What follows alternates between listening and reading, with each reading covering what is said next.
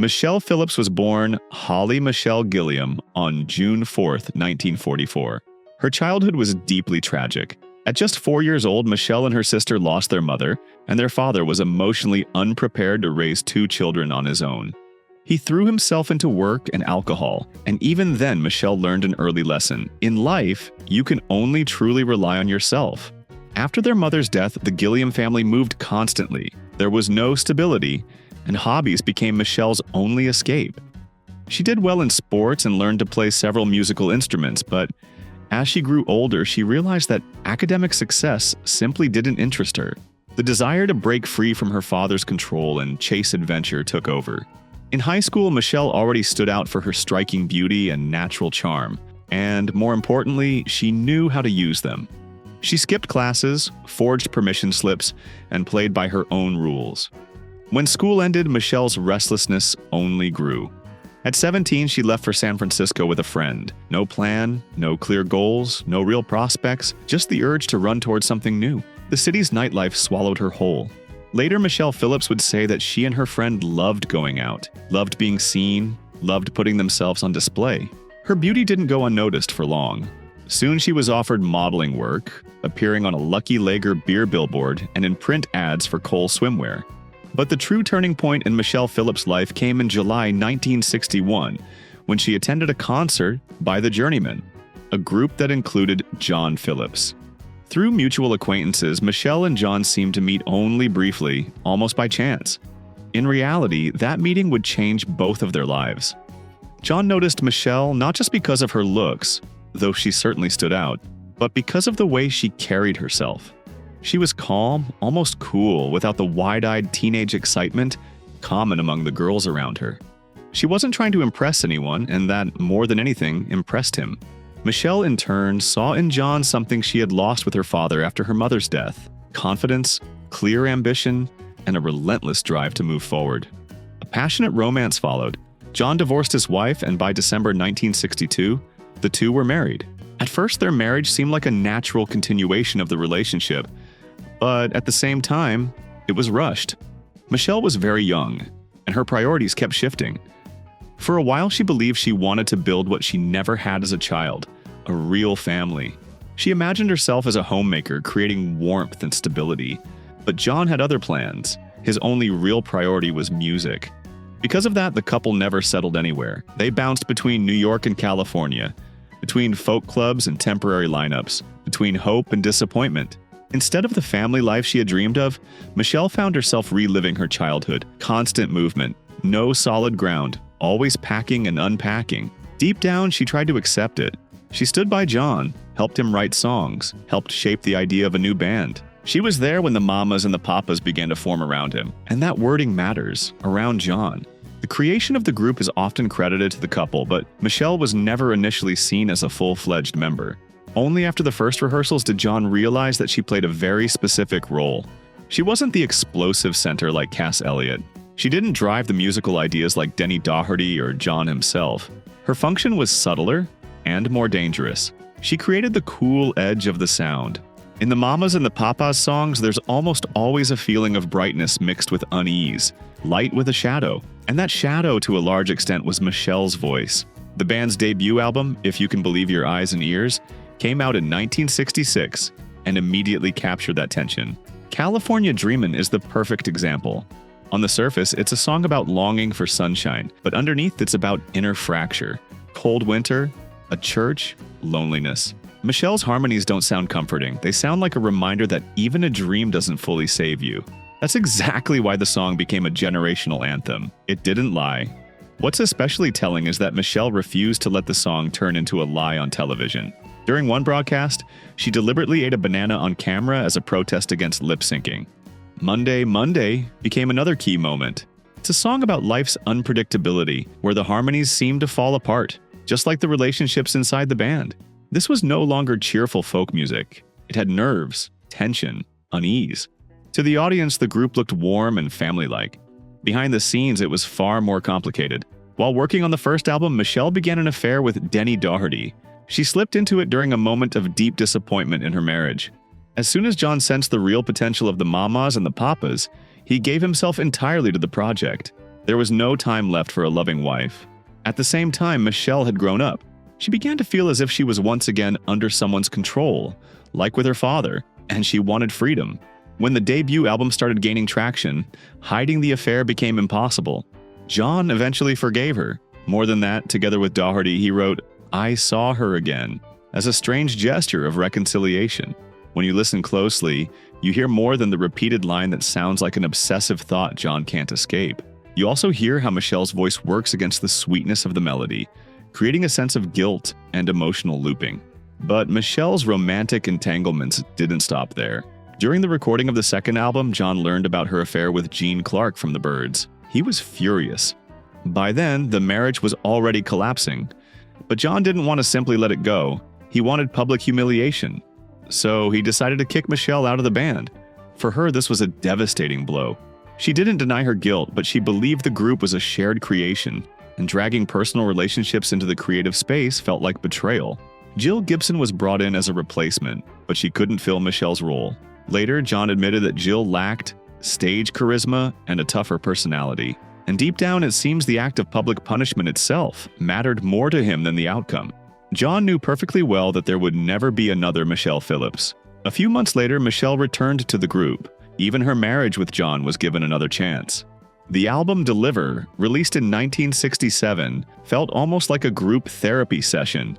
On the surface, it sounded like a chronicle of a band falling apart. In reality, it was a conversation about feelings. Dedicated to the One I Love is a tender ballad, where Michelle sings about love that can only be sent in letters, not lived side by side. It's a song not just about her fading feelings for John, which she tries to revive, but also about what she felt for Gene Clark. Creek Alley became another key track, finally dropping the masks. The band told its own story without mythology. For Michelle, singing it was an act of accepting reality. They were no longer pretending to be a family. They were recording their own crack on tape. The album seemed to give the couple a second wind. John and Michelle even decided to have a child. But at the same time, the band itself, their main foundation, began to crumble. The Mamas and the Papas were simply exhausted. They had managed to release 3 successful albums amid scandals and conflicts, but creatively and psychologically, they were drained. You can hear it on their 4th album, The Papas and the Mamas, released in 1968. The old spark is gone from both the music and the voices. 12:30, with its repeating rhythm and sense of motion without a rival, perfectly captures the state they were all in. Life was moving forward, but the destination had disappeared. After the album was recorded, Michelle first stepped away on vacation, and in February 1968, she gave birth to her daughter, Chinna. This became the second truly defining moment in her life. The chaos that had surrounded Michelle Phillips suddenly came to a stop. She was no longer searching for the comfort she had been missing since her mother's death. Instead, she had a sharp realization. Now she was the mother, and she could not fail the way her father once had. Having a child together didn't save her marriage to John. Music no longer held them together, and when they were alone, all they could talk about were old resentments. In practice, the end of Michelle and John's marriage also marked the end of the Mamas and the Papas. Contract obligations kept the group going for a while longer, and they even recorded the album People Like Us.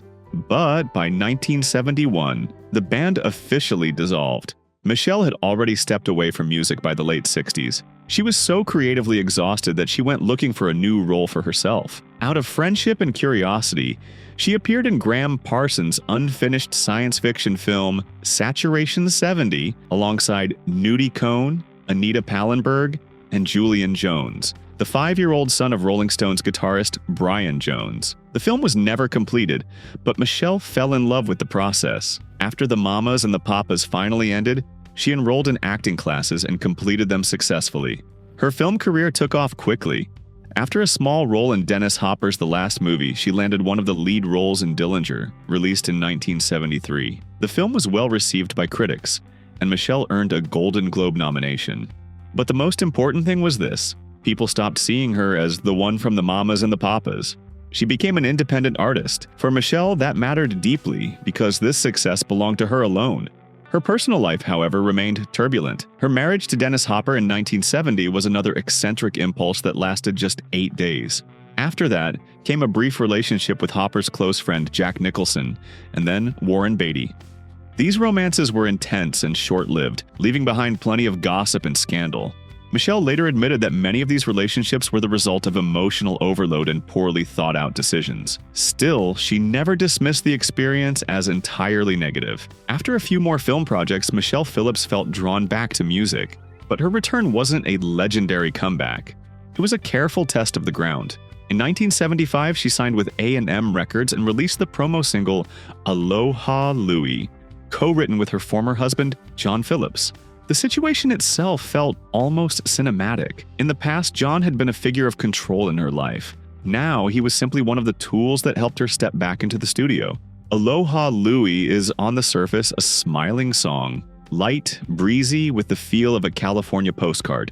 But when you hear it as part of Michelle's story, something else comes through.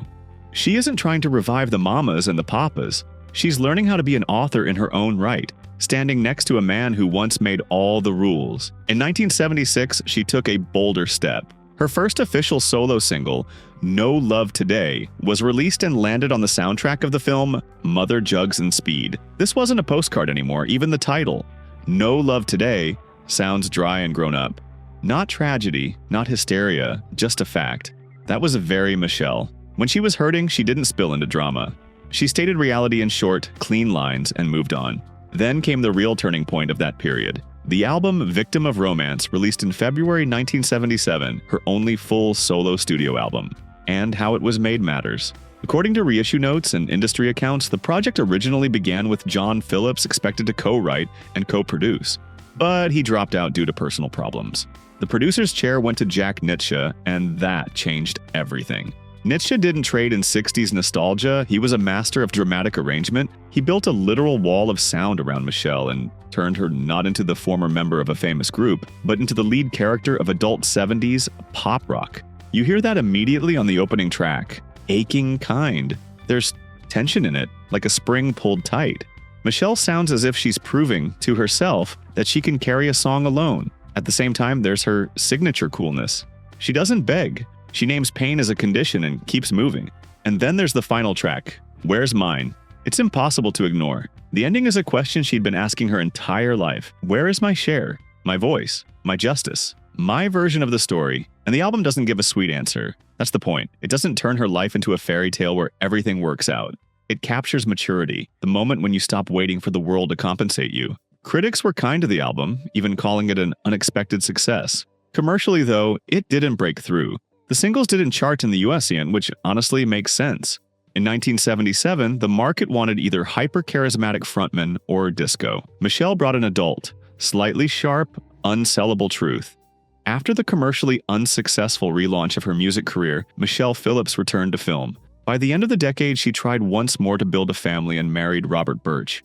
The marriage lasted longer than 8 days, but once again, the role of wife didn't quite work for her. She entered the new decade alone again, but more grounded, having already proven, to herself and to the world, that she was capable of far more than one identity. Music was no longer the center of who she was. After Victim of Romance, she didn't try to re-enter an industry she knew too well. Instead, she focused on acting, not as an escape, but as a more controllable way of living. Films like The Man with Bogart's Face and steady television work on Knots Landing, Fantasy Island, and Hotel gave her something essential, professional distance and stability, without the cult of personality. Her personal life in the 80s grew quieter and clearer. After the impulsive romances and brief marriages of the early 70s, Michelle stopped chasing intensity as a form of rescue. She focused on raising Chinna and built a life designed not to repeat the chaos of her own childhood. In 1987, she married Jeffrey Cyber. This wasn't just another attempt at family life, it became one of the defining, steady elements of her 80s. By the end of the decade, her relationship with the past had shifted. She no longer rejected the story of the mamas and the papas, but she didn't romanticize it either. A calm clarity settled in. The band had been bright, destructive, and complete, a closed chapter. And when Chinna began her own music career, Michelle found herself in a rare position. Someone who already knew the real cost of fame and could warn without scaring. In the 1990s, the most visible milestone in her career was the TV series Beverly Hills, where she played Abby Malone. The role was symbolic. A mature, complicated woman entering a world of young characters, reminding everyone that adult life is rarely neat or simple. In a way, Michelle wasn't playing a role at all, she was playing a version of herself. Someone with a past, someone who knew how to carry herself with dignity. Around the same time, another of her marriages quietly came to an end. There was no scandal, no public drama, just two adults going their separate ways. By then, Michelle no longer saw divorce as a personal failure. It felt more like the natural closing of a chapter. What mattered far more to her was watching her daughter rise. Wilson Phillips' Chinna's Group suddenly became one of the most successful pop acts of the early 90s. For Michelle, it was a mirror experience. She saw the same machinery of fame, but from the outside this time, and tried to be for her daughter not a legend, but a steady, clear-headed guide. In the second half of the 90s, something appeared in Michelle's life that had been missing for a long time. Stability without struggle. In 1996, she married Steven Zacks, and this turned out to be her calmest and longest-lasting marriage. He wasn't part of the industry, didn't need mythology, and didn't turn Michelle into someone's function. Around the same time, she slowly began to reconnect with the shared memory of the mamas and the papas, but strictly on her own terms. In 1998, the group was inducted into the Rock and Roll Hall of Fame. Michelle didn't take it as a triumph, but as the closing of a circle, official recognition that the era was complete and securely placed in history. With the new millennium, Michelle's career naturally moved toward its sunset phase. In the early 2000s, she continued acting, mostly on television, appearing in series and TV films. One of the most notable projects of that period was Seventh Heaven, where she played an authoritative adult figure, a role that matched almost perfectly who she had become in real life. A woman with a past, but no need to explain it. Music during those years lived mostly in memory. Michelle appeared more often in documentaries, retrospectives, and interviews, speaking about the 60s without hysteria and without gloss. Unlike many of her peers, she never tried to turn nostalgia into a product. When she talked about the band, John Phillips, Denny Doherty, and Cass Elliot, there was a clear distance. The tone of someone who had long accepted the imperfections of her own story. She didn't reject the past, but she didn't live in it either. That restrained, sometimes ironic, sometimes blunt tone became her true voice off stage. After 2000, her personal life fully stepped out of the public spotlight. Her marriage to Steven Zacks, which began in 1996, ended in the mid-2000s, and after that, Michelle didn't enter into any new formal marriages. It didn't feel like loneliness. It felt like a conscious refusal to repeat old patterns. The central figure in her private life remained her daughter Chinna, especially during the very public struggles Chinna faced as an adult. Once again, Michelle was not a symbol, but a presence. Not judgmental, just there. And that matters. For all her imperfections in romantic relationships, she became a strong, attentive mother. The kind of mother she herself never had. In the 2010s and 2020s, Michelle Phillips appears rarely but always precisely. She takes part in anniversary events, gives selective interviews, and occasionally steps on stage with other heirs of the era, but she never tries to come back. Her presence carries a consistent message. A story can be finished and still remain alive. Today, Michelle is not just the last living member of the classic lineup of the group. She is someone who passed through fame, scandal, burnout, and stayed whole. If in her youth her voice was part of a harmony, now her silence has become a form of mature expression.